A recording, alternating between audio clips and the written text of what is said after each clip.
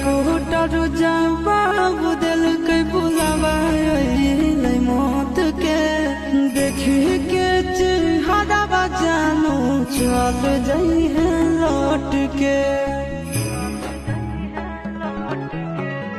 Doctor जवाब दिल के बुलावा मौत के देखी के चेहरा जानू चल जाई है लौट के।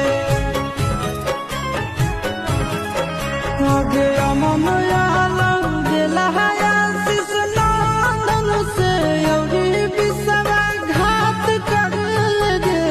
आगे सोना यार